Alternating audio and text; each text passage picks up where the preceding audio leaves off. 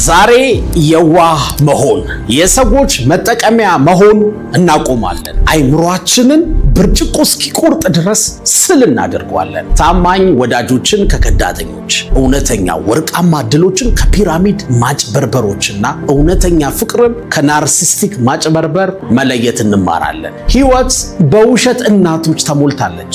ያንተን ገንዘብ፣ ጉልበት፣ ጊዜ፣ ትኩረት መስረቅ በሚፈልጉ ሰዎች ተከበሃል። በጓደኛ፣ በቤተሰብ፣ በስራ ቦታ፣ በሶሻል ሚዲያ፣ በማስታወቂያ በቃ በሁሉ ቦታ አሉ።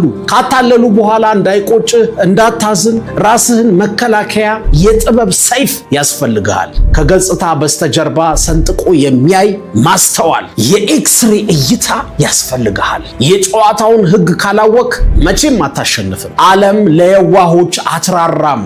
የሃይማኖት መጽሐፍት ሳይቀሩ እንደ እባብ ብልህ ሁን ይሉሃል። የአይምሮ ብልህነት ወይም አይኪው አይደለም ወሳኙ። አይኪውህ 150 ሆኖ የሪል ስቴት ስካመር ሊሸጥህ ይችላል።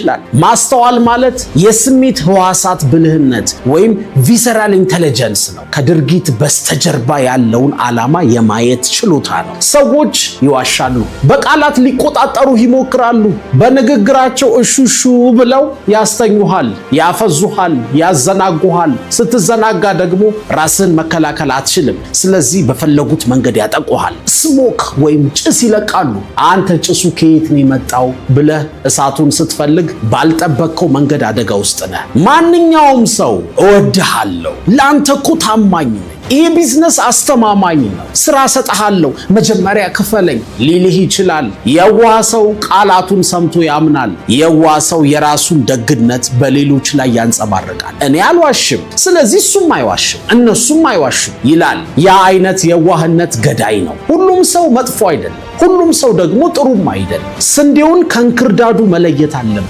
ለሁሉም ሰው የዋህ መሆን ራስን ማጥፋት ነው። ማስተዋል ማለት ምቾት የማይሰጡ ያልተጠበቁ ጥያቄዎችን መጠየቅ፣ ስለታም ድንበሮችን ማበጀት እና ሌላው ሰው እንዴት ምላሽ እንደሚሰጥ መታዘብ ነው። ፊት ለፊት ከምታየው ገጽታና ከውሸት ቆዳ በታች ያለውን የእውነት አጥንት የማየት ችሎታ ነው። ለአንተ አሳቢና ምክንያታዊ መስለው የምታስበውን ነገር በሙሉ የሚያጣጥሉ ሰዎች አሉ። ወደፊት እንዳትሄድ በማታውቀው መንገድ የሚጎትቱ ጓደኛ ወይ ቤተሰብ ይኖራል። ቅናታቸው አያስታውቅም፣ ግን አንተ አሁን ካለህበት ትንሽ እንኳን ወደፊት ፈቀቅ እንድትል አይፈልጉም። ቅናት አንተ ያለህን ነገር ማግኘት አይፈልግም። ቅናት የሚፈልገው ከመጀመሪያውኑ አንተ እንዳይኖርህ ነው። አንተ ካፒቴን ሆነህ ከምታሽከረክረው መርከቡ አብሯቸው ቢሰምጥ የሚመርጡ ሰዎች አሉ። በቢሮ ውስጥ አሉ፣ በቤተሰብ ውስጥ አሉ፣ በዙሪያህ አሉ። ሁሌ በንግግር ያዳክሙሃል። ተስፋ ሰጪ ነገር አይነግሩህም። ተው እባክህ ይቅርብህ ነው የሚሉ ጉልበት መጣጮች ቫምፓየርስ ናቸው። ለአንተ ብዬ እኮ ነው የምነግርህ፣ ይህ ሀሳብ አይሆንም፣ እባክህ ይቅርብህ፣ ይህ ፕላን ይወድቃል ይሉሃል። አልሰማም ብለህ በራስህ ታግለህ ሲሳካልህ ደግሞ እንደዚህ ይሉሃል፣ ጥሩ ነው ግን እድለኛ ስለሆንክ ነው ይሉሃል። ደስተኛ ስትሆን ጥርጣሬን ይዘሩብሃል። እነዚህ ሰዎች ይቅርታ አይደረግላቸውም። ከግዛትህ ከህይወትህ ይባረራሉ። የማስተዋል ሰይፍ የሚያገለግለው ከመርዛማ ሰዎች ጋር ያለውን እትብት ለመቁረጥ ነው። እነሱን ለመፈወስ አትሞክር፣ እነሱን ለመርዳት አትሞክር። ቁረጣቸው። ጨካኝ ካልሆንክ አትለወጥም። እነሱን እያስታመምክ ቆመህ መቅረት የለብህም። ከአንድ ሰው ጋር የፍቅር ግንኙነት እየጀመርሽ ነው። ሁሉም ነገር ጥሩ እየሄደ ነው። ፍጹም ነው ግንኙነታችሁ። ሰይፍሽን አውጪ፣ ጠንካራ ገደብ አበጂ። በአይምሮ ውስጥ ምን እንደሚያስብ ምን እንደሚፈጠር ለማየት አንዳንድ ነገሮችን እምቢ አይሆንም በይ እስኪ። ለትዳር ዝግጁ መሆንህን እስካላየው ድረስ ግንኙነት አልፈጽምም ወይም ደግሞ በእኔ ላይ መጮህ ወይም መቆጣት፣ ስልክ መዝጋት አትችልም። አንድ ጊዜ ከደገምከው እሄዳለሁ በዩ ወይም በላት። አታላዩ ሰው በቁጣ ወይም በጥፋተኝነት ሪያክት ያደርጋል ወይም በማስፈራራት ምላሽ ይሰጣል። አንቺ ደግሞ ታጋነኛለሽ፣ አትወጂኝም ድሮ ይላል። እውነተኛው ሰው ያስቀመጥሽውን ገደብ ያከብራል። ታማኝነትን ለመፈተን ፈጽሞ አትፍራ። ወርቅ እሳትን አይፈራም። እሳት የሚፈራው ፌክ የሆነው ወይም ውሸተኛው ወርቅ ብቻ ነው። አንድ ሰው ስለፈተንከው ከተቀየመህ እንደሚወድቅ አውቆ ስለነበር ነው። አሁን መሰረቱን በመፈተን በኋላ ከሚመጣ ትልቅ መፈራረስ ትድናለህ። ራስህን መክበብ ያለብህ በጫና ውስጥ ጥንካሬያቸውን፣ ማንነታቸውን ባስመሰከሩ ሰዎች ብቻ ነው። በጥሩ ጊዜ ጓደኛ ስለሆኑ አይደለም። የሆነ ድርጅት መኪና አስመጣልሃለሁ፣ ቤት እሸጥልሃለሁ፣ ይህን ያህል ፐርሰንት ቀድመህ ክፈለኝ፣ አሪፍ ስራ፣ አሪፍ ቢዝነስ አስጀምርሃለሁ፣ ይህን ያህል ብር አስቀድመህ ስጠኝ ሲልህ ከዚህ በፊት ለስንት ሰው በታማኝነት አስረክበሃል? ስንት ሰው አስደስተሃል በለው። የ1000 ሰው ብር ሰብስቦ ለ50 ሰው ብቻ ቤት ከሰጠ፣ ስራ ከሰጠ፣ ብልጡን አንተም ቤቱን ወይም ስራ ከማይሰጣቸው ሰዎች አንዱ ትሆናለህ። ቁጥሮች አይዋሹም። ምንም ነገር ስትገዛ መጠየቅ፣ ማፋጠጥ፣ ለምን እንዲህ ሆነ፣ ለምን እንዲህ አልሆነም ማለት አለብህ። መጨቃጨቅ አትፍራ። ለፍተህ ባመጣኸው ገንዘብ ይሉኝታ አያስፈልግህም። ምን ይሉኛል አትበል። አታለውህ ብርህን ከወሰዱ በኋላ ማንም አያዝንልህም። ታዲያ ለመጠየቅ ለምን ታዝንላቸዋለህ? አፋጣቸው። ትንሽ ያጠራጠረ ነገር ካለ እምቢ በል። በቃ ወስኛለሁ እገዛዋለሁ ደግሞ ካልክ ወዲያው አትክፈል። ነገ እመጣለሁ በልና ውጣ። ውሳኔህን ትራሲን ካው።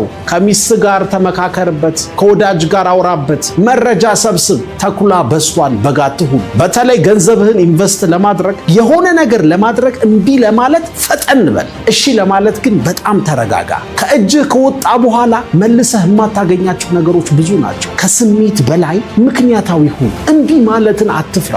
በቢዝነስና በህይወት ውስጥ ከድርድር ጠረጴዛው ተነስቶ ጥሎ ለመሄድ ፍቃደኛ የሆነው ሰው የበላይነት አለው። አፐር ሃንድ አለው። ኃይሉን ይይዛል። ስምምነቱን በጽኑ የሚፈልገው ደግሞ የሚንገበገብ ከሆነ ደግሞ አንተ ደካማ ወገን ነህ፣ ትጭበረበራለህ። ድርድሩን ለማፍረስ ፍቃደኛ ከሆንክ ሌላኛው ወገን ያከብርሃል። ከዛሬ ጀምሮ እንደ ጠቢብ ለማሰብና ለመኖር 4 ነገሮችን ታደርጋለህ። አንደኛ፣ የኃይል እረፍት ወይም ፓወር ፖዝ ያስፈልግሃል። ከዛሬ ጀምሮ ለየትኛውም አስፈላጊ ጥያቄ ወዲያውኑ እሺ አትበል። ተረጋግተህ ሌየውና በ24 ሰዓት ውስጥ መልስልሃለሁ የሚል ምላሽ ስጥ።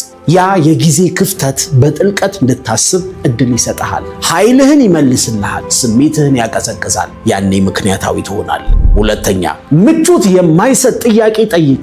ማንም ሊጠይቀው የማይፈልገውን ጥያቄ የመጠየቅ ልማድ አዳብር። ልትቀጠር በስራ ቃለ መጠይቅ ወቅት ከዚህ በፊት በእኔ ቦታ የነበረው ሰውዬ ለምን ለቀቀ በል። የሆነ ነገር ስትገዛ ምን ያህል ሰው ገዝቶ ተጠቀመ፣ ብሩን ቀድሜ ለምን እከፍላለሁ በል። በፍቅር ቀጠሮ ላይ በእውነት ግን አንቺ ከኔ ምን እየፈለግሽ ነው? ከኔ ምን ትፈልጋለህ? ለምንድን ነው የምትፈልገኝ? ለቁም ነገር ነው ብለህ ጠይቅ።